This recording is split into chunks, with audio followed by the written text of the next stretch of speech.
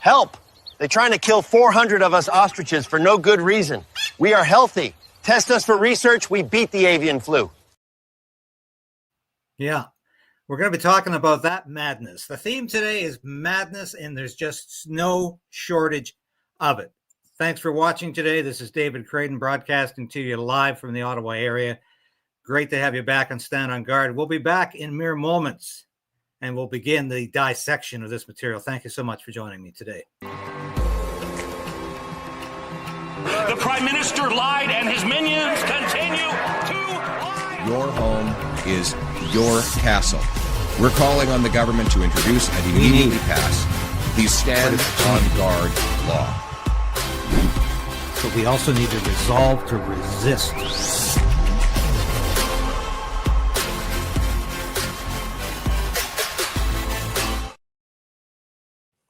Now we're going to start this morning with this incredible story, the NDP leadership. A lot of people aren't even aware of this, and I'll show you a clip from the CBC where they avoid even talking about it.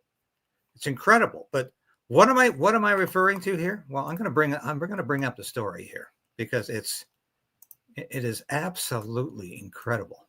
Here we are. The National Post reported on this. So you need 500 signatures, okay, to be a candidate. Well, that's par for the course. I've seen that many, many times over the years. That's generally what parties do, just to show you're not out there alone. But guess what? In this party leadership, you're only allowed 50% of your 500 to be so-called cisgender. Now you're saying, what the hell is a cisgender? Well, it's the kind of language, of course, that the transgender activists are using. And it means normal men who aren't under any delusion about being a woman. It means biological men who realize that they're biological men. So in the NDP leadership race, a candidate has to collect signatures, but only 250 of them can be from that kind of man. You know, your man who really understands that he is a biological male. And it's incredible. It's incredible because this is wokeism gone mad, if you can say that. Rules indicate that at least 50% of the total required signatures must be from NDP members who do not identify as a cisgender man, meaning a male whose reported gender corresponds to their reported sex at birth. Like, common sense. The party also requires a minimum of 100 signatures to be from equity-seeking groups, such as racialized members, whatever that is, Indigenous members, members of the LGBTQ plus community, and persons living with disabilities. The party did not immediately respond when asked how officials would reasonably verify if members identified as cisgender men or as being part of equity-seeking groups. Finally, at least 10% of the signatures must come from young New Democrats, like 5-year-olds. Is that what you're talking about here? Well, your guess is as good as mine. But I just find this insanity. We're living in a madhouse, an insane asylum. And this is the first time any political party, and I know it's down to 7 seats. And if this nonsense continues, it'll be down to 0 seats in the House of Commons. We'll probably lose provincial governments as well. But this is that was once a viable political party. And this is the first political party to say that, well, I'm sorry, men who believe they're men really only count for half a vote or count for half a signature. And this is insanity. And I can't say that enough. But that's what we're dealing with here. Now, I wanted to go through a couple things on X with you because this is why I'm saying we are living in an absolute madhouse here. Here we are. Now, this just happened yesterday. A lot of you know John Carpay of the Justice Center for Constitutional Freedoms. He's been on my show several times, and he'll be on the show again. hopefully this Friday, if I can get things arranged. But he was disbarred yesterday. And I said, what? 2nd, 2025, a hearing committee of the Law Society of Alberta ordered John Carpay disbarred, effective immediately. At the time of the disbarment, Mr. Carpay was a suspended member of the Law Society of Alberta. The hearing committee sanctioned Mr. Carpay for the following conduct. Oh, what did he do? Failing to discharge all of his responsibility to his clients, tribunals, the public, and other members of the profession honorably and with integrity. The hearing committee also ordered that Mr. Carpay pay costs in the amount of $7,457.50. All right. Does this have anything to do with the fact that John Carpay belongs to the Justice Center for Constitutional Freedoms and is always out there defending people the woke governments in this country and the woke leaders in this country disagree with? I'm going to be asking John that week if we can get him on the show. Here's another story and I just noticed this morning. Keenan Bex, a lot of you know, he's working for Juno News right now. He just discovered he's being criminally investigated by the Carney government and threatened with 5 years in prison for reporting the news that embarrassed the Liberal Party of Canada during a Democratic election. I'm not going to get into details on what Keenan did except report the news because I don't know enough about this story. Like I say, this is a morning of madness. Everywhere I'm looking this morning, it's crazy. Oh, there. By the way, if you wanted to know what the cousin of J.B. Pritzker looks like, and J.B. Pritzker is the governor of Illinois, there's the libs of TikTok have posted a picture of he, she. I'm not sure. Here's another great one. Comedian Graham Linehan arrested by 5 armed police officers upon arrival at London Heathrow Airport on account of 3 recent posts on X. Now, I'm going to be showing more about that in a second. Well, let's just go down the line here. Table salt. They have really, really done well with a lot of the work they're doing. But here's the food professor talking about Doug Ford and his little stunt yesterday.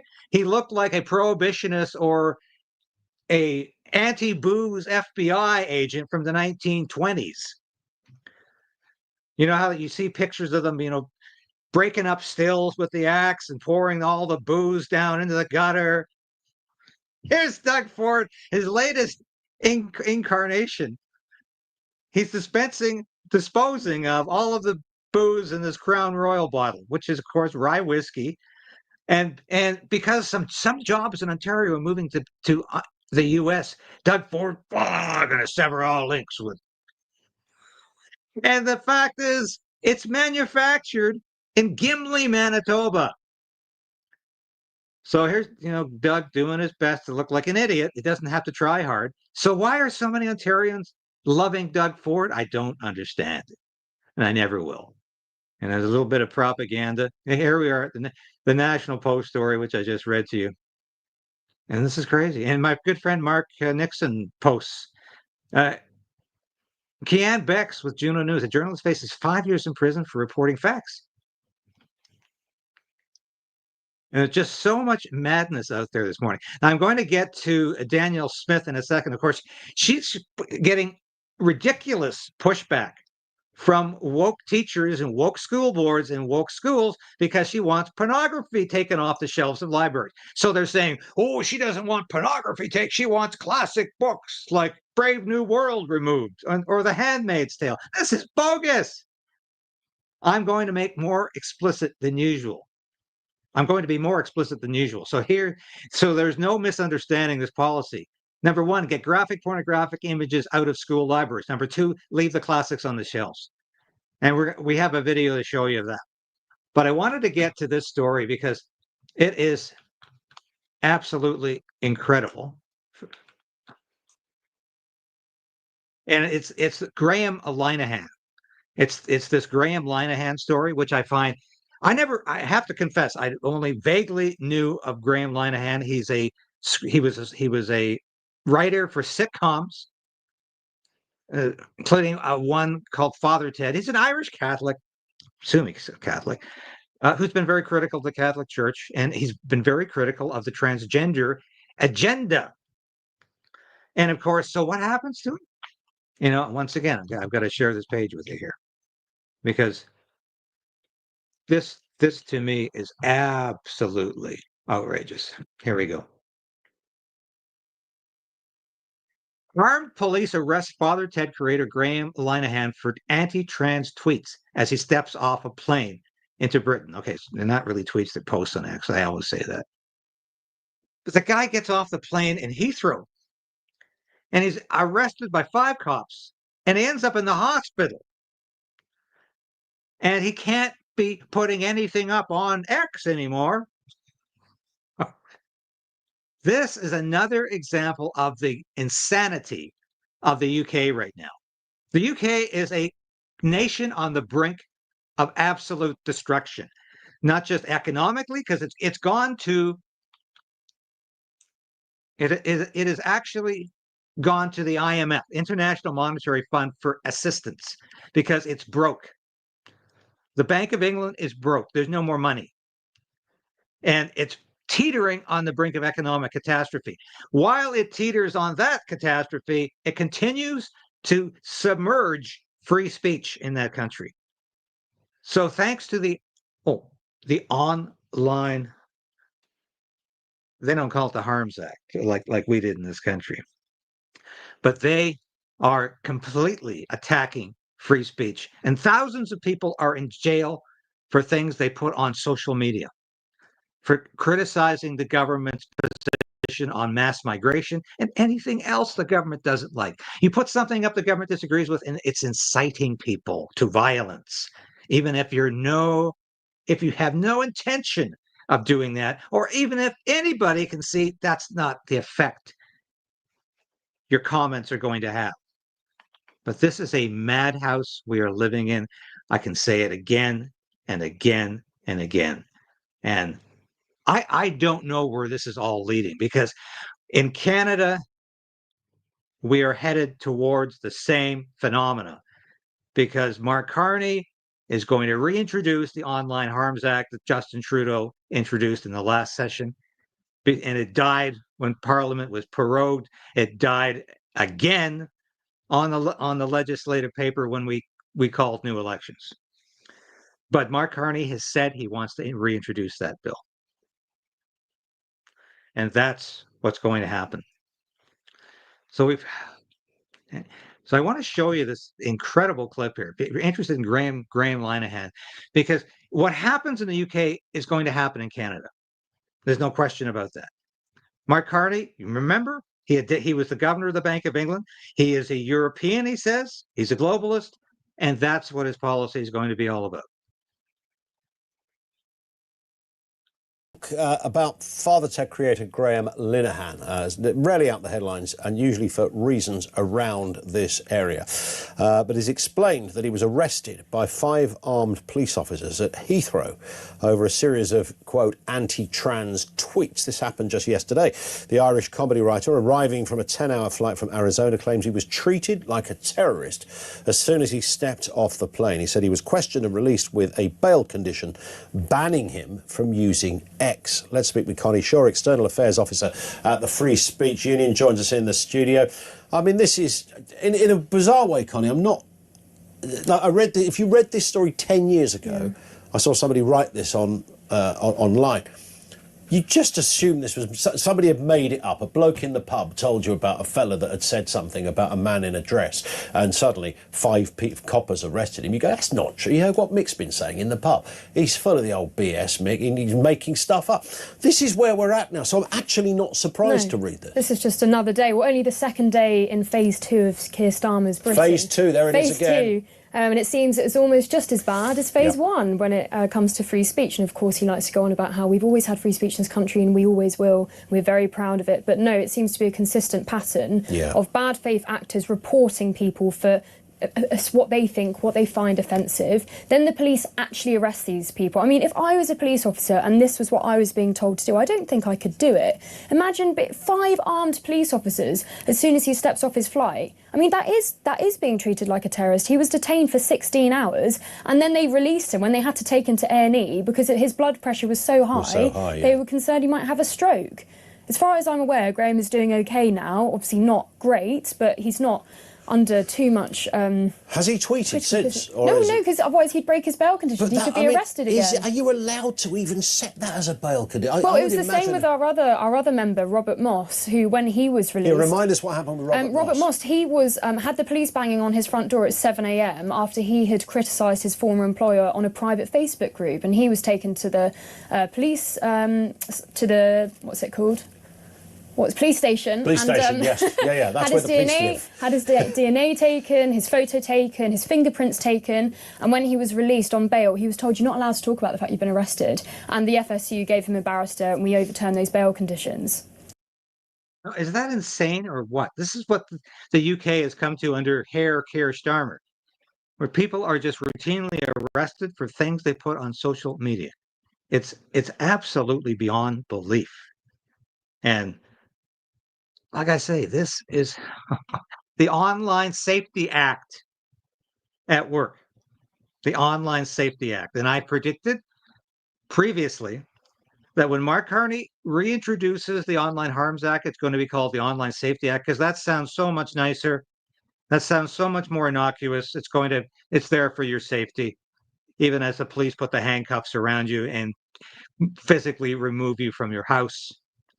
And this is absolutely beyond the pale. But this is what the UK has come to. It's a place where free speech has been almost extinguished. Yeah, I mean, that's the kind of stuff that, I reckon the fella that runs North Korea would be going, blimey, we don't go that far. I mean, it's extraordinary. And of course, these 2 cases aren't the only ones. You also had Julian Fox. Blimey, we don't go that far. But they do in the UK, and they will shortly. Fox earlier in the year, he was arrested and his house raided. The famous Brexity Books comment made about the Douglas Murray books and the Spectators that he had on his shelves. That was a mistaken tweet as well, isn't it? They read incorrectly what he'd written. We won him £20,000 back in compensation. Yeah. There was also Maxie Allen and Rosalind Levine. They were arrested. Yeah. They were detained for about 11 hours and were arrested by 11 police officers, detained by 6 hours. And we're also looking to get compensation for them as well. 30 people a day are arrested for offensive tweets. I mean, 30 people a day. Did you 30 people a day in the UK are arrested for offensive, she says tweets, I'll say posts. It's mind-boggling. And why do I show this to you? Not because I'm saying, it's terrible what's happening over there. It's terrible what's going to be happening over here in Canada, because this is what Mark Carney has in mind for Canadians. Now, more madness? Yes, I've got more madness for you. And it's the Alberta madness of a premier who's trying to stamp out pornography for elementary school students. Yeah, that's what it's about. Because there are books in the school system, elementary schools, that children can view. Yeah, I'm talking about 8, 9, 10-year-olds. You bet. And of course, her woke critics are suggesting, Danielle Smith wants to eliminate all of the classics. And they've talked about Brave New World and A Handmaid's Tale. Next thing, it's going to be John Steinbeck's Of Mice and Men, and somebody will say, she wouldn't even allow the Bible in the schools because it's got language that might be viewed as offensive. But I'm just going to show this to you because I have to preface this by saying I know Danielle Smith. When she was the leader of the Wild Rose Party, she actually demonstrated, I won't see how she really wasn't very sympathetic to a lot of social conservatives. And I don't know what her personal faith is. I've never asked her. But I do know she's not like a staunch social conservative. She's a common sense conservative who says maybe children shouldn't be looking at this kind of material. But she's not a blue nose. She's not a prude. She's not trying to ban books. And this is what the left is trying to attribute to her. This is what the left is accusing her of, that she's a book burner, or she wants to ban books that she finds offensive. And this is so incredibly stupid. But here she is defending herself, and I want everybody to take note of it. On the books that were released by Edmonton Public School yesterday, it wasn't released by them, but it came out. We understand your objections to certain graphic content in certain books, but this includes, obviously, Margaret Atwood, Brave New World, Maya Angelou. Do you have issue with the books that are on this list, and what next steps are you looking to take? Look, I think I'm going to have to show the screen here, because people aren't kind of getting what it is we're trying to do here. We are trying to take graphic pornographic images out of elementary schools so that kids are not exposed to age-inappropriate material. So I'm going to leave it on for 15 seconds. I'm warning you that the content may be disturbing and it's not appropriate for young users. Viewer discretion is advised. I know that the cameras probably can't print it on the evening news tonight without. And I have to explain at this point the reason we have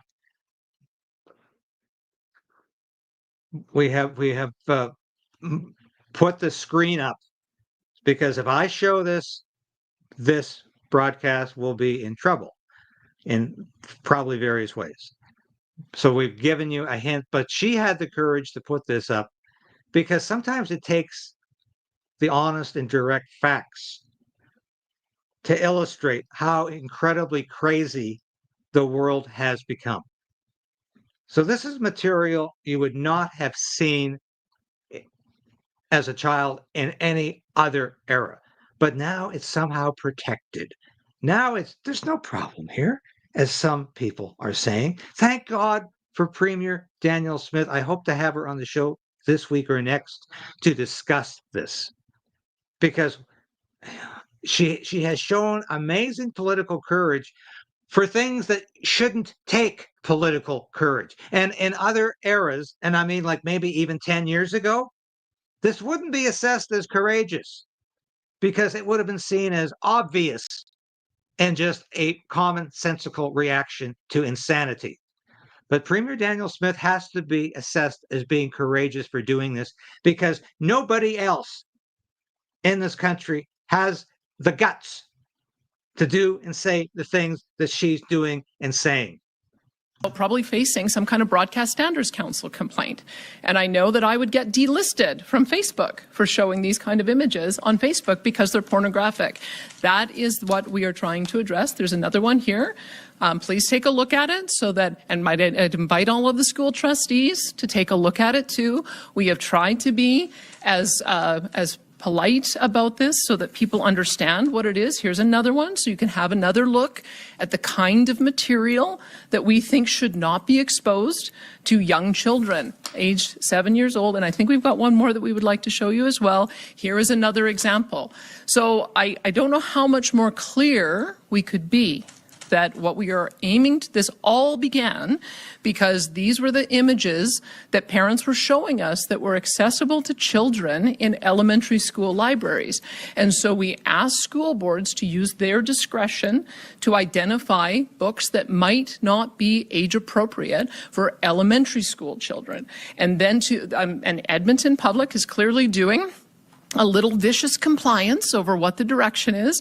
And so if kind of getting what it is, ask school boards to use their discretion. She uses the phrase vicious compliance. That is brilliant, because that's exactly what's going on here. Instead of recognizing that what she's doing makes sense, they've gone over the top intentionally to make it look like they're following Premier Smith's direction, and they're not. To identify books that might be age appropriate for elementary school children. And then and Edmonton Public is clearly doing a little vicious compliance over what the direction is.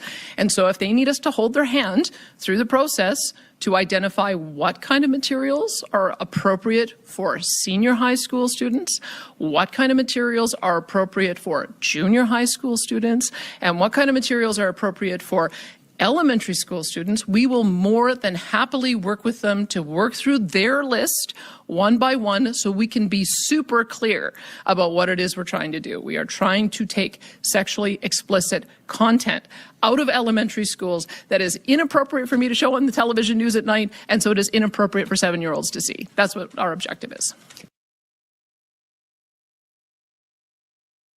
And that, of course, is exactly what's wrong with all of this. Now, I want to go back to the NDP leadership, because I've mentioned this to several people this morning. Nobody was really aware of this. And the CBC recently conducted an interview with Nathan Cullen, who, of course, was a former NDP MP and who ran for the leadership in the past. But nobody wants to talk about the elephant in the room, which is the NDP lost huge numbers of seats, large number of the popular vote in the last federal election, largely to the Conservative Party. Why? Because blue-collar workers, union members who used to comprise the bulk of its membership and support said this party no longer speaks for me, because they're obsessed with identity politics. They're obsessed with the LGBTQ plus agenda. They're obsessed with transgender issues. They're obsessed with telling me how I should live, how I should think. This is not a party that has any interest anymore in ordinary people. And its only interest in, shall we say, the woke left. So here's an example of how the CBC, again, doesn't want to talk about this, doesn't want to mention the fact that the NDP has gone off the rails, that the NDP no longer represents anybody but the extreme left, the extreme woke. And this is not even a party that's viable anymore. It's going probably to dissolve federally. It might survive as a provincial faction, but I cannot see this party surviving if it continues to beat this drum. And that's all it wants to talk about. So let's listen to a bit of this. The federal NDP is officially launching its leadership race after a devastating defeat in the last federal election. Former leader Jagmeet Singh resigned from the role after losing his seat in that election, and he wasn't the only one who lost his spot in Parliament. The NDP went into the election with 24 MPs, but they came away with just 7, with the party receiving just 6.3% of the vote. Candidates looking to throw their name in as the party's next leader will have some hurdles to clear, including paying a $100,000 entry fee and gathering 500 signatures from party members. The leadership campaign is set to last for about 7 months, and the results will be announced at the party's convention at the end of March. Well, Nathan Cullen previously served as a BC NDP MP, and he himself ran for leader back in 2012, and he joins me now. Nathan Cullen, good to see you, sir. Nice to see you, David. So party president Mary Shortall, fellow Newfoundlander, said today that this leadership race will spark important conversations about the kind of future they want to build together as a party. I mean, where do you think this party needs to be at the end of these important conversations? Well, I think there's a role for the party itself within. The conversation you always have in these leadership races is internal inherently. People sign members up and they become voting participants in the race, but with always an eye to what's happening in our country. What is the country looking for? What does the country need? What will voters be interested in come 2, 3, 4 years from now when we're back at the polls? It feels to me that the devastating results of the last election are important, but one should... Okay, are you shaking your head here saying, why aren't they talking about the leadership race and the fact that 50% of people on the signature list have to be transgender and 100 of those have to be LGBTQ or some other so-called marginalized group? They don't even want to address it. Not obsess on them because the context will be different. We're going to have a new leader, obviously. Canadians will be in a different place. The context around what happened in the last election, as important as it was and as hard as it was to lose so many good members of parliament, that will not be the context of the next election. Hopefully, we won't have a US president threatening to take the country over again, and hopefully inflation will be less and it won't be the dominant issue that it was last time around. So picking a leader that can connect, I know that's easy to say, sometimes harder to do, but also is squarely focused on the progressive set of values that have always drawn people to the NDP, and I think are in real need right now because we have this almost violent agreement going on between Liberals and Conservatives in the House of Commons about some pretty big issues, right? Whereas the left or more progressive side of the voices are not being heard very well. But on that. So, sorry, the left or progressive voices aren't being heard very well. I think Mark Carney's doing that very well. Who showed up at a gay pride parade in Vancouver just before Donald Trump announced that he was going to hit Canada with more tariffs? Who decided to poke Donald Trump in the nose by showing up at a gay pride parade, embracing a half-nude male having that picture broadcast around the world through the newswire? Who decided to do that? The woke Mark Carney, who just announced that the Liberal Party stands behind 365 days a year, recognizing so-called pride. And I think that's a real misnomer. But Mark Carney announced that. Are they not woke enough for you, Nathan, Cullen? Liberals aren't woke enough. Well, God help us if the NDP ever formed a government. Of course they won't. And I'd like your comments right now. Do you think the NDP is going to survive the next election? Do you think they're even relevant anymore? Or are they going to be reduced perhaps a Green Party status of just barely being there in the House, or perhaps complete extinction from the House of Commons? That's really what they deserve. Now, I want to get to the issue of the hour and the madness that continues here in Canada, because believe me, folks, this is what I'm most concerned about, because it's the 399 ostriches that are going to be killed by a Mark Carney task force, or I would say death squad. And here we go. Fact checking the government and CFIA. How about if birds alive for 220 days, would they still be contagious if survived that long? If a bird survives 220 days, and these birds have survived now 232 days counting today, after being infected with avian influenza, it is highly unlikely to still be contagious, though the exact duration depends on the virus strain. Now, this is highly important because, of course, the government, through the Canada Food Inspection Agency, is saying, oh, these birds could still be infectious. But any rational assessment, fact-checking the government and CFIA, some wild birds like waterfowl can be asymptomatic carriers of LPAI and shed the virus intermittently for weeks or months, but 220 days is far beyond the typical shedding period. Studies suggest shedding rarely exceeds 2 to 3 months, even in reservoir species. Immune response. If a bird survives 220 days, it has likely developed immunity, clearing the virus. Persistent infections beyond a few months are not supported by current data. Now I want to show you this too, because apparently I showed this at the beginning of the show. Help! They're trying to kill 400 of us ostriches for no good reason. We are healthy. Test us for research. We beat the avian flu. Okay, I just learned, because I did an interview on Saganon 60, which I do every week with my good friend Marc Petron, the host of the morning talk show there.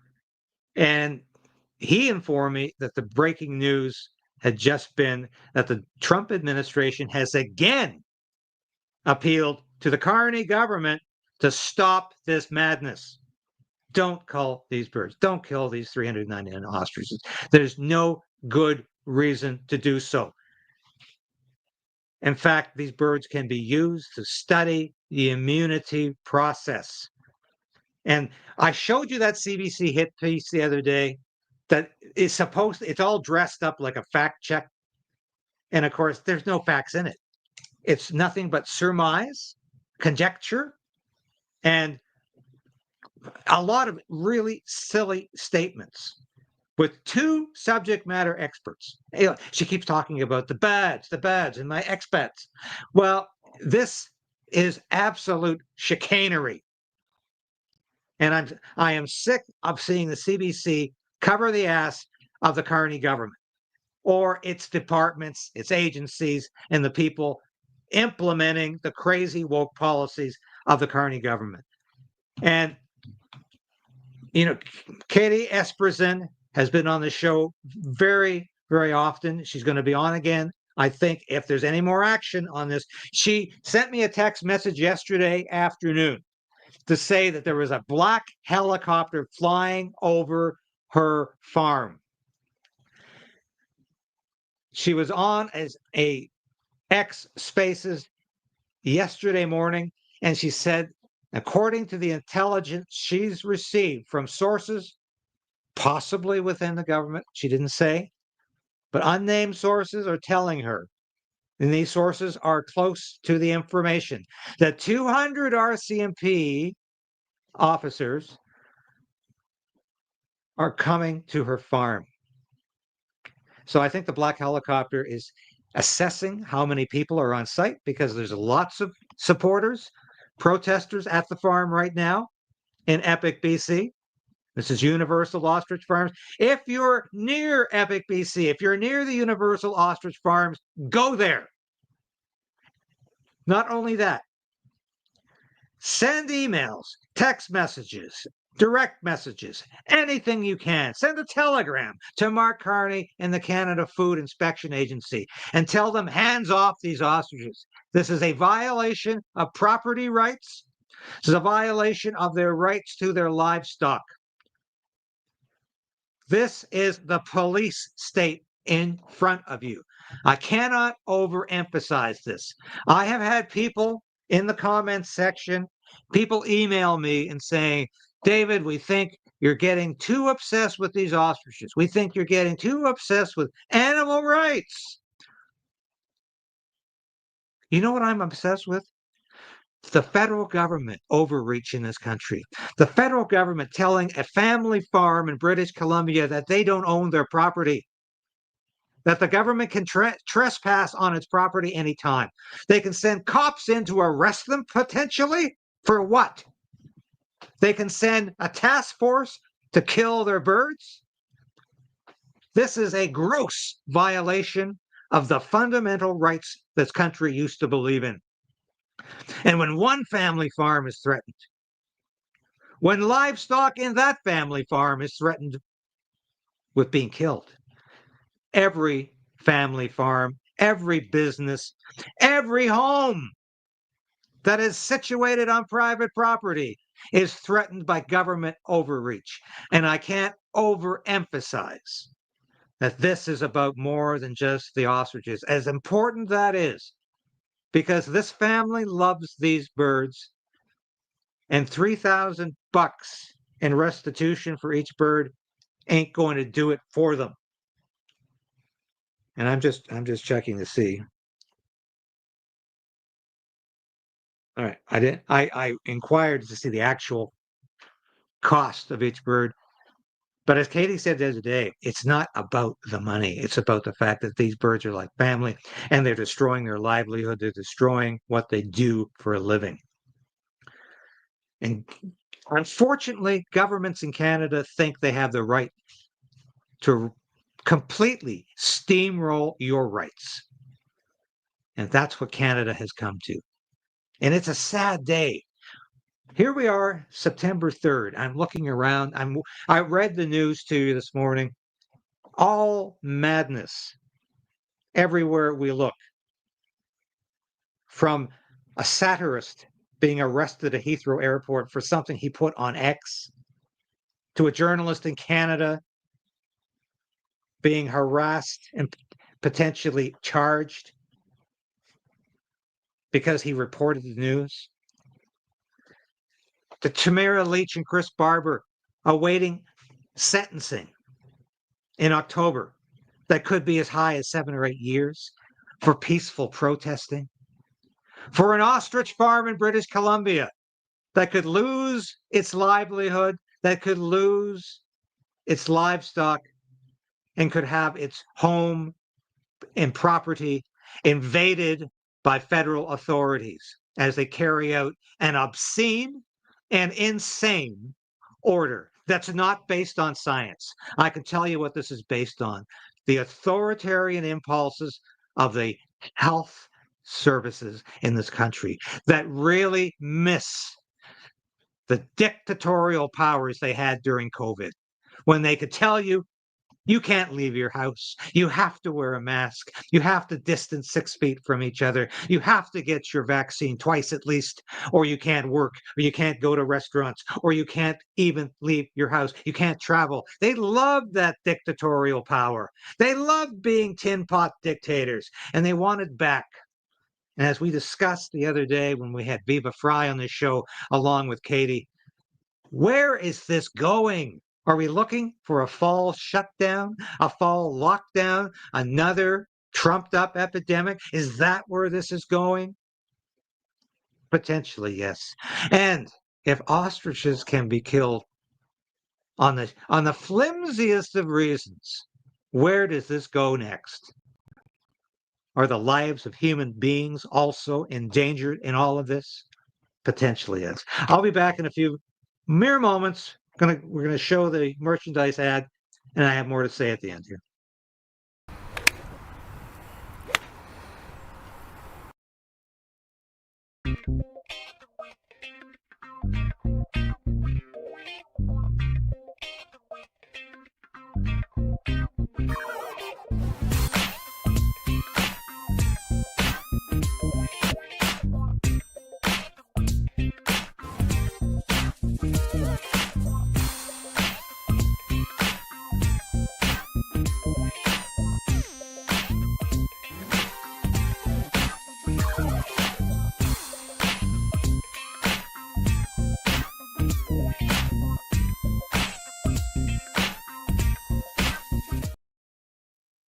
Yeah, have a look at the store. I think it's some great merchandise. I'm wearing one of my favorites today. Krayden's in nobody's pocket.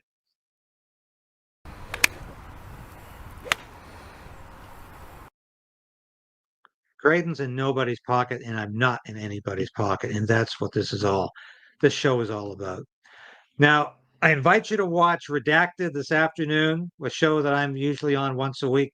Katie Espersen will be on the show at 4:30 talking to Clayton and Natalie Morris about the ostrich situation. We're trying to get this story beyond Canadian news because it's been ignored by a lot in the mainstream media, and it's been ignored by far too many independent and new media who won't touch it because I think it's about politics, because there's been no comment and no response about this story from the Conservative Party of Canada. And a lot of propagandists out there don't want to upset the apple cart by talking about the story. But we're getting this story out internationally, in the US and beyond, and we're going to stop this from happening, God willing. We're going to continue to fight for our freedom, and I'm going to continue to be an advocate for these farmers who are just trying to make a living and who have a right to their land and their livestock. That used to be what Canada was all about. Let it be about that again. Because God help us if we lose those fundamental, foundational rights in this country. Thank you for watching. I will be back again tomorrow. Watch me tonight on the Conservative Corner at 7 o'clock Eastern Time. We'll be talking about this issue and many more. Bye for now.